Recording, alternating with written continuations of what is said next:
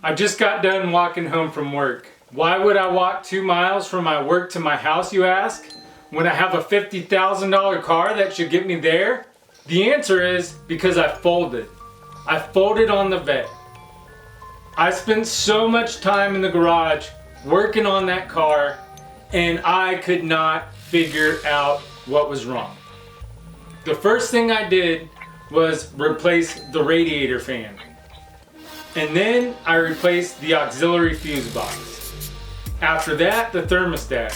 And after that, the coolant temperature sensor. So after none of these parts fixed the bed, I finally decided to start actually diagnosing the problem. I whip out the multimeter, start checking continuity everywhere.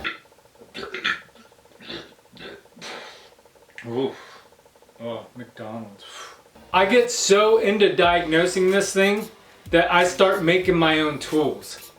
Yeah, I pull out wires, start connecting alligator clips to them, so I can start testing stuff with positive and negative. And by sitting there actually diagnosing this thing, I came down to a conclusion of one of two things. One, the radiator fan that I was sent is faulty.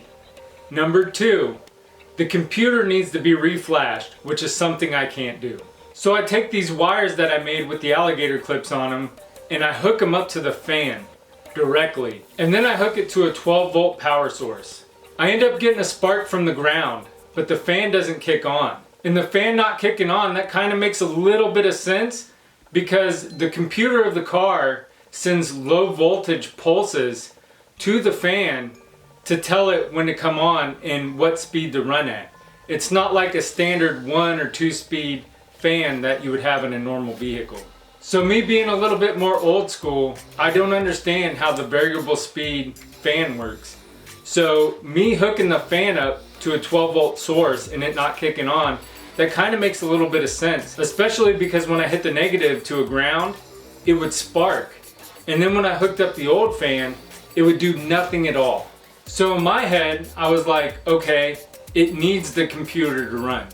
It has to have these low voltage pulses to tell the fan what speed to run at. So it's not just gonna kick on when I hook it to a 12-volt source. But anyways, I finally folded. I was winning the game, but I got bluffed out. After wasting all my time on the car, I finally decided to take it to the dealership, which is why I walked to and from work today in the rain. So I take this car to the dealership. It's been sitting there all day, and finally they call me and they tell me that it's the radiator fan that's bad. It's brand new! Just like the horror I predicted in my last video. Yes, they sent me a radiator fan and that radiator fan doesn't work.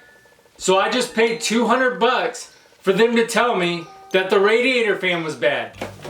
That's not even the cherry on top. I get a letter in the mail yesterday, and it's the IRS.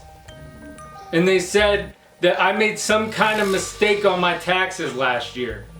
And now I owe $19,200 by March 21st. And this is all from eBay, mind you. They said I made a mistake doing the eBay taxes. I didn't, but they said I made a mistake. So I sold a total of $34,000 in 2022. And you're gonna tell me that you want $19,000 of that? On top of eBay fees and shipping. So I did the math on this. If I have $1,000 game and I sell it and I ship it out through eBay and all this stuff, eBay's gonna take their cut. Uncle Sam, shipping, $1,000 game turns into $300. Yeah, if I sold everything behind me right now, I get like $2,000. Thank you! So now, after paying $210, oh yeah, $210. Let me tell you about that. I took the car in and they said, we're gonna do a diagnostic. And it's gonna be $169.99 plus tax. Okay, so $170 plus tax. In Arkansas, it's almost 10%. That's $17. So the bill should have just been under 190. But no, it's 210. And I was like, why is it 210? What are the extra charges?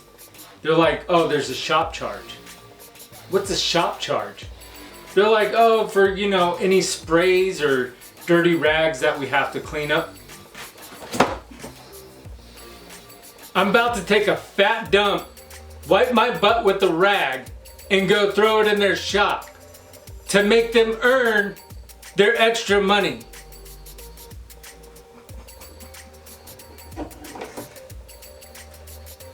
Today we have 5 more games that we're adding to the collection.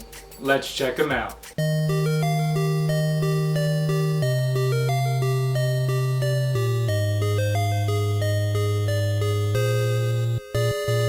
And the first game up is Choplifter III. Choplifter III was developed by Broderbund and published by Extreme. It released for the Super NES in 1994. Choplifter III is a pretty interesting shmup. You don't just blow stuff up, you also have to rescue hostages. During your quest, you can find all different kinds of power-ups. Bombs, missiles, you name it. At the beginning of each level, you're given a number of hostages you must rescue to complete the level. To rescue the hostages, you have to land near them and they automatically run to the chopper. You can only hold a total of 10, so once you reach 10, you have to run back to your base and drop them off. There's also a rope you can get to where you don't have to land to rescue them, but I didn't find the rope for this review. Once you have all the required hostages, you move on to the next level. There are 4 worlds, each with multiple levels. Some levels are really easy, others have some pretty tough bosses. As you get shot up by the enemy, you have a health bar. The lower it gets, the closer you are to crashing.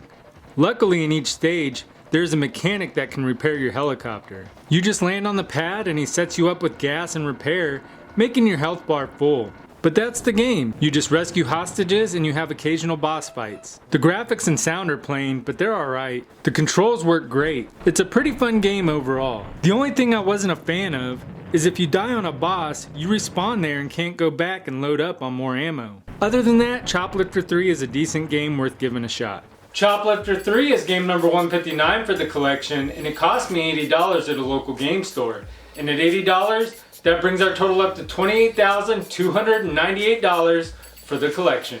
And the next game up is Super Punch-Out! Super Punch-Out was developed and published by Nintendo, punching its way onto the SNES in 1994. Super Punch-Out is like its predecessor. It's all about pattern recognition, so playing the game for the first time will take a lot of trial and error. Each of the characters have different ways of letting you know that they're about to punch you. And their moves are different too, so figuring out how to block their attack will take some time as well. There's a power meter at the bottom of the screen that builds up as you land punches. Once it fills up, you can unleash powerful attacks with the A button that will help you knock the character out. The A button doesn't work unless the meter's full. Your main attacks are the B and Y buttons along with the D-pad. One downfall of the game is there's no decisions. You have to get a knockout to win. The graphics are excellent in the game and the music will get stuck in your head. The controls are perfect and the game is a lot of fun if you have time to put into it learning the patterns. But once you get a game over, you have to start back at the first guy. Overall, Super Punch-Out is still worth playing today. Super Punch-Out is game number 160 for the collection, and I have $100 in trade for it.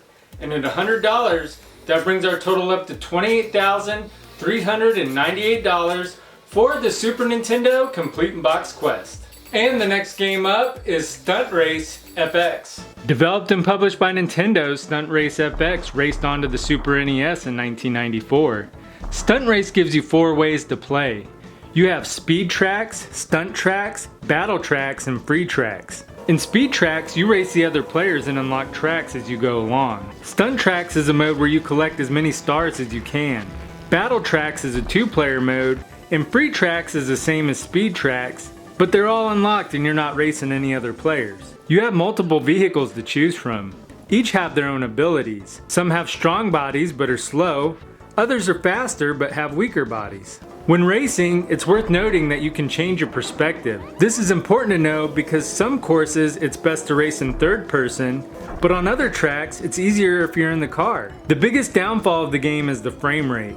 It's pretty choppy. Controlling the cars can be a nuisance too, especially the semi. Other than that, the controls are set up nicely. You use the D-pad to turn lightly, L and R to make sharper turns, and you use a combination of both to turn really fast and hard. The music tracks are fantastic and match the gameplay perfectly. Overall, if you can get over the frame rate, Stunt Race FX is a game worth checking out if you like racing games. Stunt Race FX is game number 161 for the collection, and I have $40 in trade for it.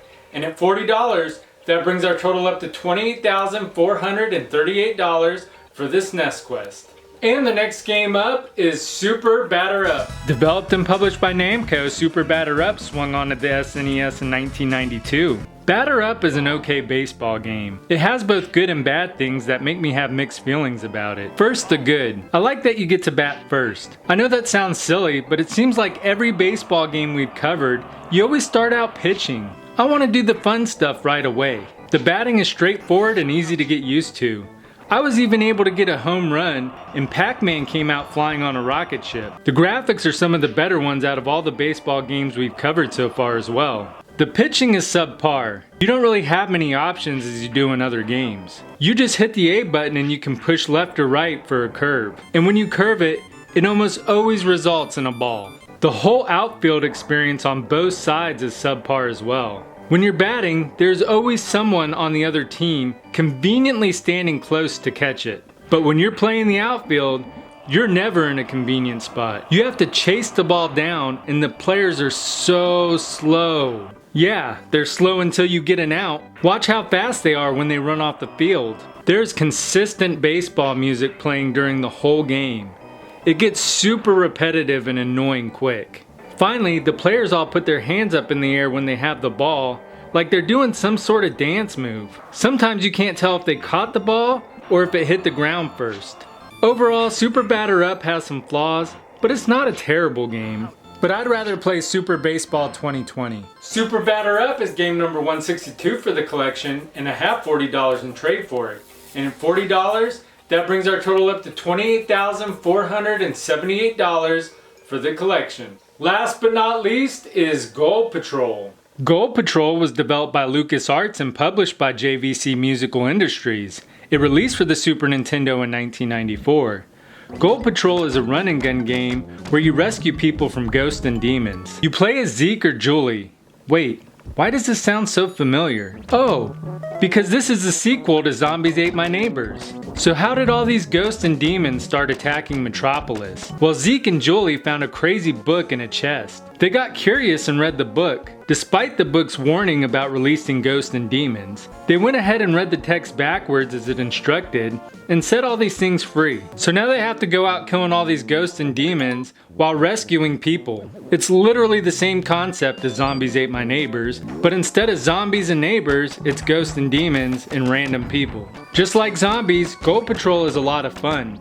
I actually enjoy this game a little more. You still have a huge selection of weapons and items to choose from. The graphics and music are still fantastic, and you can actually run in this game, which if I recall correctly, you couldn't do in Zombies Ate My Neighbors. Overall, if you enjoyed Zombies Ate My Neighbors, I highly recommend adding Ghoul Patrol to your collection. Ghoul Patrol is game number 163 for the collection, and I got it for $550 shipped, which is a super good deal. And at $550, that brings our total up to $29,028 for the Super Nintendo Complete in Box Quest. Let's get these games on the shelf.